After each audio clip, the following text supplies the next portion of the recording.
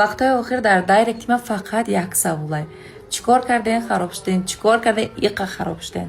рости гап ман бисёр хурсандам ки ман дар ҳақиқат худамда мақсад гузоштам, кӯшиш кардам ки хароб шавам. хурсандам ки меҳнатҳои ман имрӯз натиҷа додай, дар чашми шумоам аллакай маълумай. ҳо ман як 7 кило вазн аллакай дар давоми як моҳ партофтам. аз оне ки шумо мада савол метиҳед, шумо сторисҳои маро бодиққат гӯш кунед. ман чанд боро дар бораи чойҳое ки менӯшам, чойҳое ки хароб мекунад гуфтагиам.